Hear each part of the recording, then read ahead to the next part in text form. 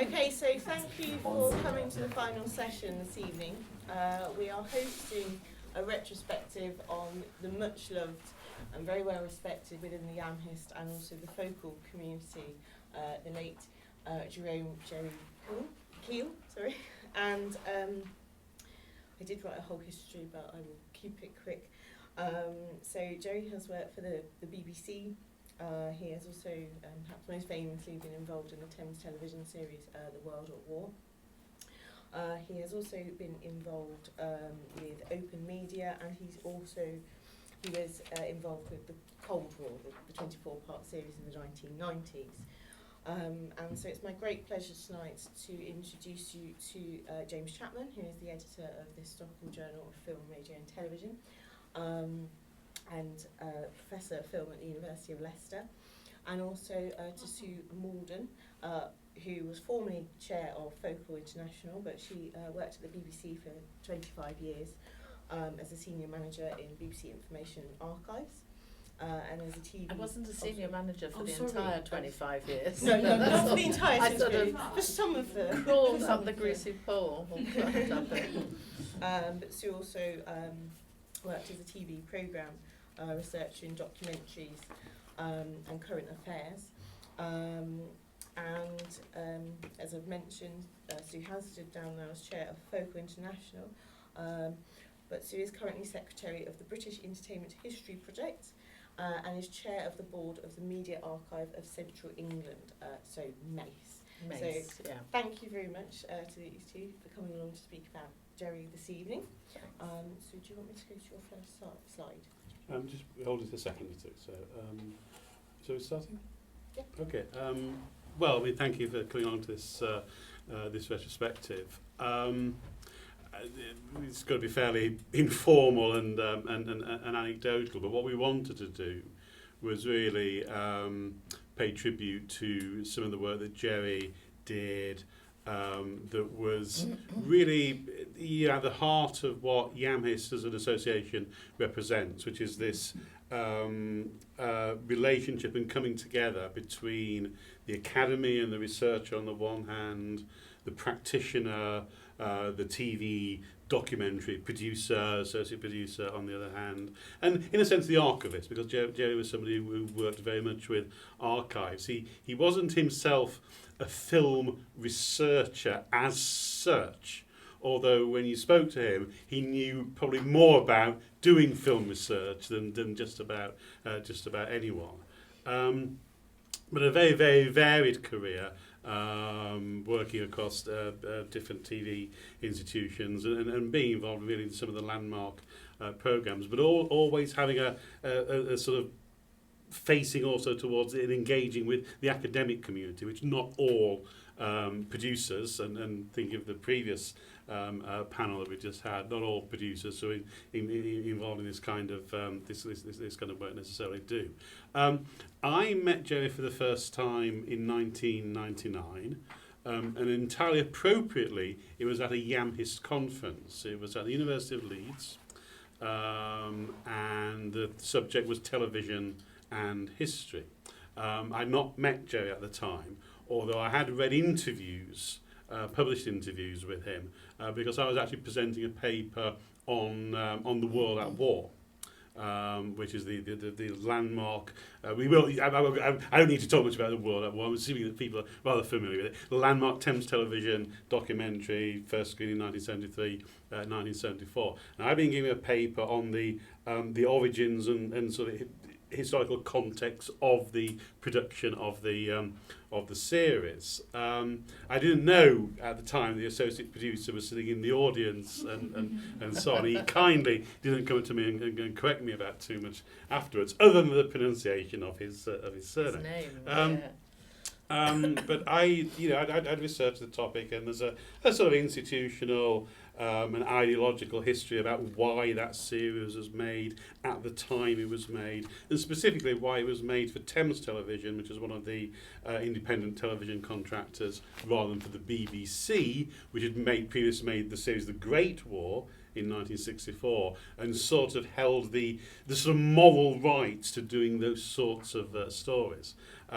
Jerry came to me afterwards and said, yeah, you're kind of right. You're not exactly wrong, but there's another story behind it, and this was all due to the internal politics within and budgeting situation within the ITV network, which had, following the 1971 budget, there was a reduction in the amount of the levy on advertising revenues that were paid by the independent contractors, and all of a sudden independent TV contractors in the UK were cash rich for a financial year, and Jeremiah was the one who came along and said, right, we're going to take £1 million and £2 million, put it into a production of a big TV series.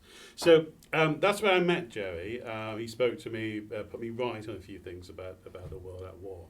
And I sort of kept up the correspondence and interviewed him, and he showed me some of his production documents. He also gave me, and this is another thing that Jerry was great at, he's a facilitator of research. He wasn't necessarily himself an academic researcher, he was a researcher in other kinds of ways. But he put me onto a lead. He said, look, if you really want to go into this, the Imperial War Museum has got 3 files of the production documentation on the World at War, which we donated to them after it was made.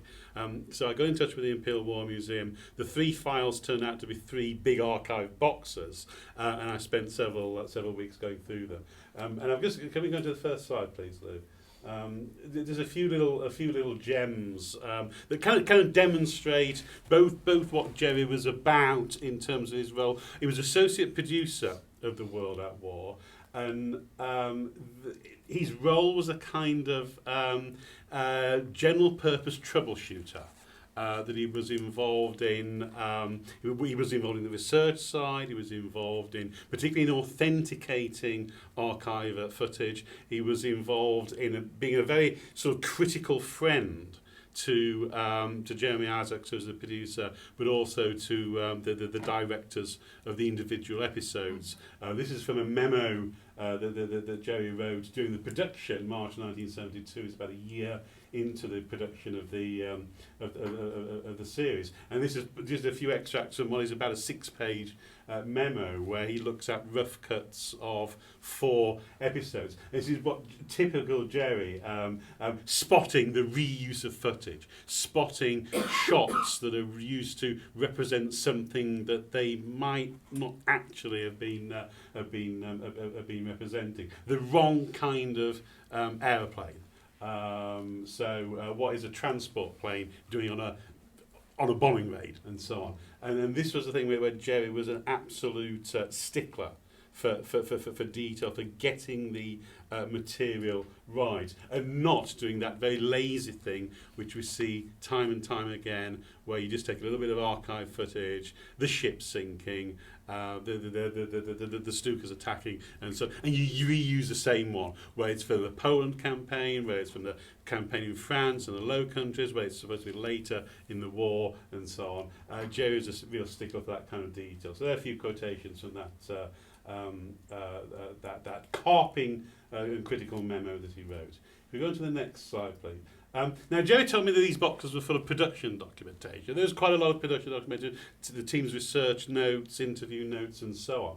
But a lot of it is actually correspondence from viewers who are an entirely sort of unstructured sample of people who write in to the production team. We have this view now of the World at War as a landmark, as a classic, very well respected within the historical community, of having real integrity in the way that it used archive film, real integrity of the way which it used interviews and so on, and also being as a 26-part series, a British-made series, but as being, perhaps, certainly from a British perspective, and perhaps from a Western perspective, really looking to do a balanced overview of the war that was going to acknowledge the role of the Soviet Union, was going to acknowledge the war in Japan as well. That he was looking to take a broad overview of the war, and we see this as being a good thing. We see this as being quite an important moment in the way in which, certainly in Britain, we're moving away from a very Anglo-centric view of the war, and by and large that's how the series was received. However, there was also quite a lot of controversy around it. The controversy played out really not on a particularly visible level because it's in this correspondence. And Jerry, as the troubleshooter, was the one who was charged with writing the letters and the responses to the complainants, of which there were hundreds. I've just got a few together. I won't read them out. But at some point, Jerry must have received a letter, or the production team must have received a letter which Jerry answered. I would imagine from every Polish citizen living in the UK in 1973 and 74. So on literally every episode, there's at least one letter which is complaining you didn't mention the Polish contribution, or you didn't mention the Polish contribution sufficiently well. And Jerry writes back and says, in this kind of way, say, well, we can't mention everything. It's a 50-minute episode, and so on. But what it really brought home to me is how, in the 1970s still, how the Second World War was nationally specific and contested, and Poland, of course, has a particularly tragic war experience, being a victim both of Nazi and of Soviet aggression. So this is one of several letters that Jerry writes to John Mason, a Pole who's settled in the UK. It does get to a point where the correspondence does become a little bit tetchy for a while, but they make up. And Jerry writes one of his letters prefaced with, let me say first of all how pleased I am about the good showing that Poland put up in the World Cup. And that was late on in the summer of 1974. The next slide, please. This is Jerry to G. Hobley. I'm not really able to identify many of who these correspondents are, but this is an example of one of the sort of slightly crazier letters that he had to deal with. That a Royal Navy Chief Petty Officer writes in and basically saying that the World at War is commie propaganda. And this balanced thing about wanting to show and acknowledge the role of the Soviet Union in the war, of course, didn't go down well with everyone during the Cold War and so on. Some American correspondents complain about this. Some British correspondents complain about this. And Mr. Hobley particularly thinks it's a criminal offence in capital letters if this is going to be shown anywhere else. Jerry points out that that's not the idea. This is not favouring the British perspective. Is not the response he gets from a lot of his other correspondents, including Americans who complain it's biased towards the British, French who complain it's biased towards the British, and so on. The next letter.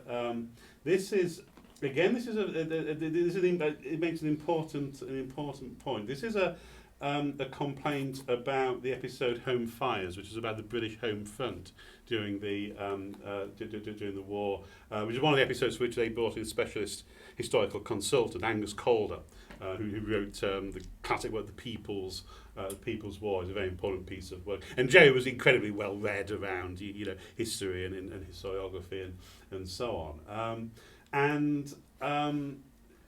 Basically, they left out Liverpool. And someone took offence at it.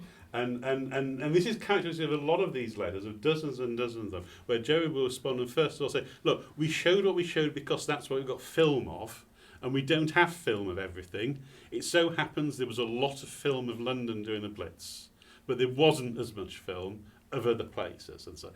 And secondly, we had to make an editorial decision. We couldn't name check everywhere that was bombed, everywhere that suffered and so on. So we made some editorial decisions and we happened to go with these cities, but of course we could have gone on another day, we might have gone with the others. And this is very much the tenor of Jerry's correspondence. He's defending the editorial decisions that are made by the production team, but without being overly defensive about it.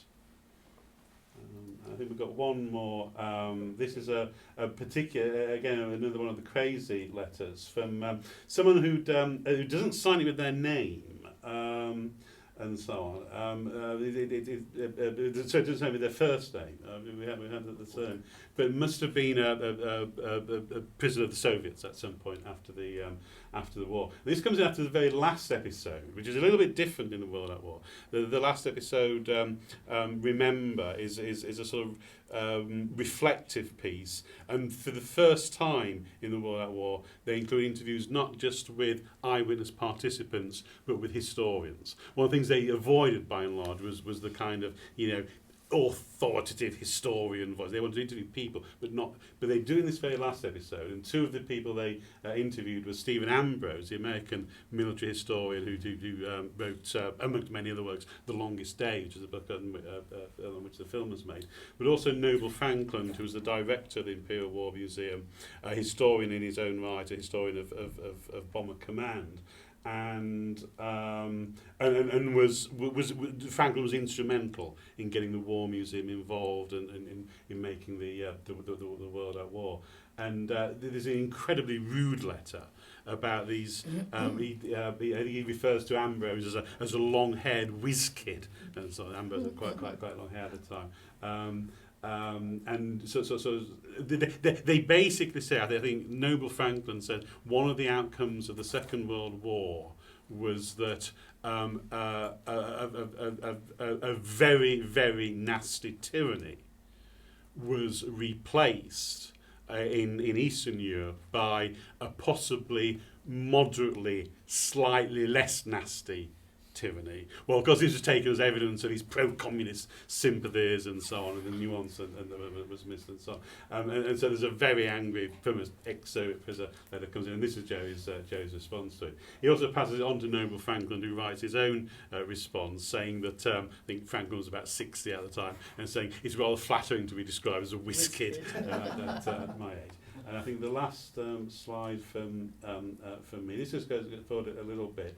So Jerry's a real, an evangelist for historical authenticity and the use of the archive material and so on. He's possibly not beyond the odd, nicely enhanced little story. And Jerry is the source of this anecdote about the origin of the Cold War series, which Ted Turner produced in the 1990s, which it's at some comments where Turner allegedly says, "Get me that Jeremy Irons guy who produced the World at War." This is a picture of Jerry accepting an award on behalf of the World at War. On behalf of the World at War team. The story, it's probably more or less correct, but there might be a little bit of enhancement in the telling of it. And if we go on to the last one, readers of the History Workshop Journal and then the Historical Journal Film, Radio and Television might have come across the mysterious figure of the office cat, which was Jerry's pet. The office cat. I won't read the anecdote out and so on. But the idea of the office cat was it was Jerry's riposte to lazy film researchers and shall we say less than entirely scrupulous TV documentary producers.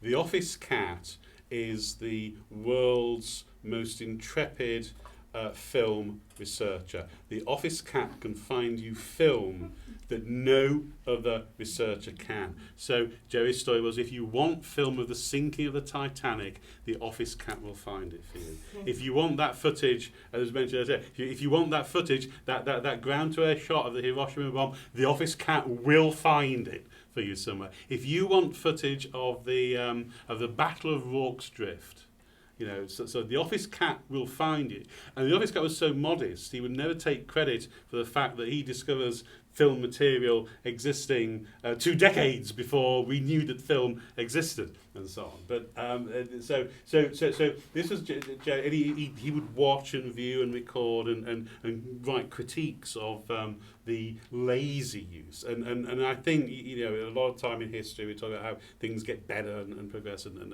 so on. But in terms of the use of archive material with as close to absolute integrity as you can actually get, I don't think the world has moved on since the World at War. If anything, the standards have slipped backwards. And so that's a lovely portrait by Vincent York of Jerry with the office cat.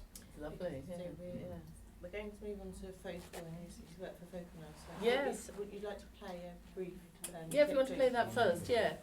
Yeah. Although while you're doing it, just to add about the office cat, we used to have a little cartoon strip in Archive Zones, which was our magazine, which was Jerry's office cat. You know.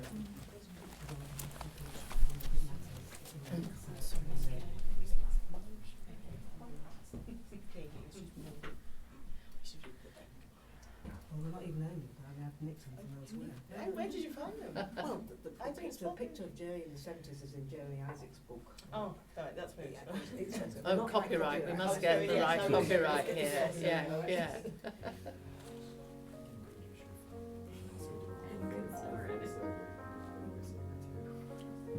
When I first met Jerry, definitely his reputation went before him. His reputation for being so passionate and committed, trying to ensure the correct use of archive footage in television programmes. Not everybody thinks about that. Cherbourg was the first major objective to be captured in the campaign. There's a respect that's owed to this archive footage, as well as the people and the images and the events that are in it. I was looking at an obituary for Jerry, and they referred to him as the conscience of the World War series. So I think he was always encouraging people to look at archive and use it correctly, and where there was no archive of a particular event, to kind of admit that. Whenever I look at archive or judging archive or kind of reviewing anything, there's a thing in the back of my head saying, what would Jerry say? This film shows McCarthyism in action. The campaign of Senator Joe McCarthy turned fear of communism. This is not Senator Joseph R. McCarthy. It's Pierre Mendès-France, the French Prime Minister. Their names both begin with M, but that's all they really have in mind.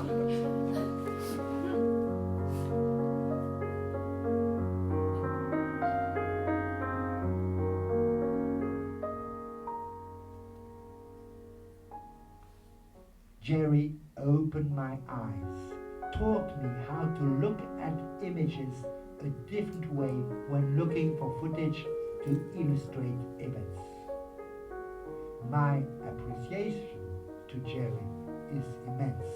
There's no surprise that Jerry was one of the very early recipients of the Focal Lifetime Achievement Award. That was Focal's way of showing how much they had appreciated what he'd contributed to them.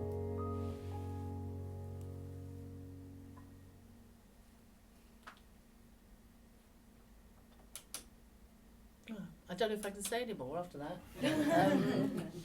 That was a tribute we made to Jerry that was shown at the last Focal Awards evening. And I was going to talk through kind of chronologically, but I won't now.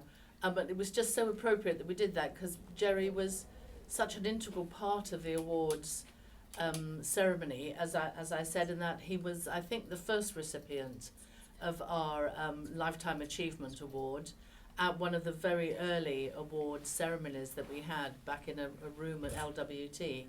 And also Jerry was so important in marshalling all our juries and jury members who were viewing all the programmes that had been entered for awards, and he was very good at kind of setting those kind of criteria and important judgments that should be made about the different programmes. So he played a huge role in doing all of that. Just to go back to a bit of chronology now, I was the person that kept Fran locked in a dark room in Windmill Road peeling onions until she came out crying. I used to be head of the BBC's film archive, as it was once called, but eventually what they called BBC Broadcast Archives, which was the merging of news, television, radio, stills, music and everything. And I knew of Jerry through that process, but rather looked upon him with awe rather than as a friend, as he came very much to be a friend. And I sort of touched with Jerry in two ways. One, I was eventually invited to join the Focal executive because Focal was moving more or as much into issues about archive management as they were about commercial exploitation. And the BBC guy who was on the board then felt he didn't really know enough about archive management and said he needed me along there as well. So that's when I got to know Jerry much more, and his wit and his observations and everything at board meetings kept us sane and stopped arguments, and he was brilliant at that sort of thing.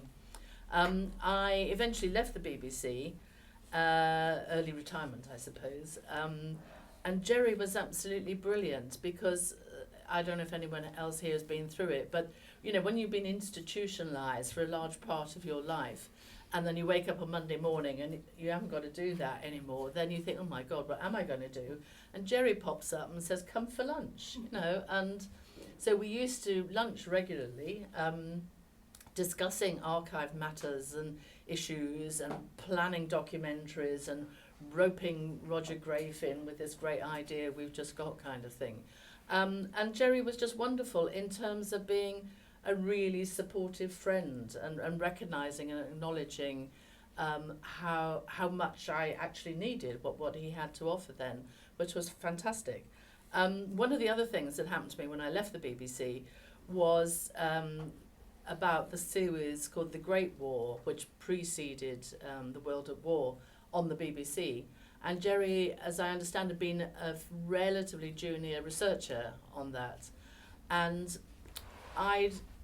when I eventually left the BBC, I'd somehow got pigeonholed into the role of being the person who had to justify or explain all that the archive had ever done since the year dot. And every time there was a change of DG or chairman of the Board of Governors, as was then, people who had worked on the Great War used to write in and say, now it's about time the BBC showed the Great War again. So it'd be like Alistair Milne, Tony Jay, all that ex-Old Tonight crowd. And of course, the current management then didn't know what on earth to do with it. And eventually these complaints would come filtering down to me to explain why the BBC wasn't showing the Great War. Well, I'd got no idea why they weren't, because I thought it was a bloody brilliant series. But I found out really that the biggest kind of myth about it was that it was impossible to clear the footage and everything that was in the Great War. And that was put forward as the reason why, which seemed to me to be an absolute tragedy, because there was this wonderful series, particularly in terms of television history, in terms of being one of the first documentary series, and therefore using television techniques, whatever you might think of them, Peter Jackson and so on. I get that. But as a television historian, it was a fantastic series, and it was dreadful, in my view, that it was never shown. But equally, I'm sure the history department were much happier spending their budget on new documentaries rather than having to pay for the repeat of an old one. So one producer I was talking to, she said, I agree with you, this is ridiculous. When you leave, let's get together. So when I left, I got together with her, and we decided between us we would set about clearing the Great War for repeat transmission, which I did, which actually wasn't quite as difficult as everybody had made out. What the initial problem with it had been is that people wanted to use extracts from one of the 26 episodes of the Great War, and the documentation didn't enable you to identify the shot with the archive supplier. But if you were trying to clear the whole series, then you just had to clear it with all of the suppliers relative to the amount of footage they'd supplied. And then, of course, there was the voiceover of Michael Redgrave, the musicians, the composer had written the music, all the reading, the poetry, the whole works. It was an absolute baptism of fire for me. I learnt a huge amount, and my lunches with Jerry were wonderful, as I'd tell him what I'd discovered, and he'd put a bit more flesh on what I thought I'd understood and things, so it was wonderful. So we got the series cleared, and out it went. And Nick Fraser of Storyville wanted to make a documentary about the making of the Great War. And again, Jerry was just so generous with his knowledge and his time of helping Nick and Dominic Collingwood? Dimitri Collingwood, who was the main researcher on it. And so again, the two of us would help Collingwood, and Jerry was just so great on how much he knew about it and all the rest of it. So I just was full of admiration for him, but also just what a great kind of friend and generous person he was with his knowledge. The other thing he did that was great for me was he thought I ought to join the Back to History project. And I'd got no idea what it was. So he dragged me along there one day to a sort of rather dingy room in Soho. And before I knew where I was completely immersed in the whole thing. And it was thanks to Jerry. And again, it was something to focus on and also to use my librarianship or archivist sort of skills in helping lick that or attempt to lick that collection into some sort of shape. Jerry and I interviewed Christine Whitaker for the archive in Italy, in Puglia, outside the Trullo. Jerry and I sat there grilling Christine in the sun. You know, it was really hard work. And it's there in the Back to History archive, which is great. And again, coming back to the Great War, and someone mentioning earlier the interviews, the woman in the BBC who did all the interviewing of the soldiers that appeared in the Great War, all of which was copies were deposited with the Imperial War Museum, was someone called Llewella Chapman, who was, I think, about 21, and she'd been working on This Is Your Life or What's My Line or those kind of entertainment programs, and was seconded to work on the Great War. And the interview that the History Project have with her is just brilliant in how she's describing what it was like. And now I know some of the producers. I don't know if you remember Fran, Gordon Watkins was one of the producers there, and Gordon had put the ads out in the Radio Times and all the papers calling for people to come forward, or largely men to come forward with their recollections of the war and fighting and so on. And of course they wrote in their thousands, and also sent maybe their medals in or a food box that they'd had or all sorts of things like that. And of course Gordon moved on to the next thing, and all this stuff was just put in black bags and dumped in a room in Lime Grove. And Julia was recruited to come and sort it all out.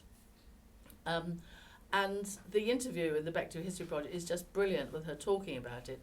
Unfortunately, it was sound only, so Jerry and I started sort of plotting that we ought to interview Julia again, and we did. And so Jerry and I went back to re-interview Julia probably 30 years later, and after Paul Fox had interviewed her, but at least on video, and that was really good. It was a nice sort of double act.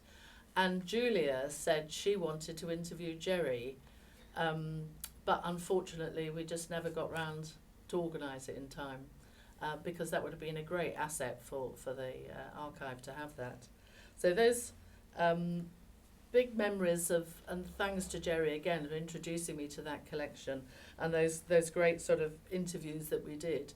I did say to someone I'd give Sinead at Northern Ireland Screen a name check, because we've been talking to her about doing interviews with production and technical people who've worked in Ireland, so that they can be part of the Back to History project and also in Northern Ireland Screen. And so we'll get round to that later this year. Well, it's not much of this year started yet, so pretty soon this year. Another thing Jerry was just brilliant with, and it touches on the office cat.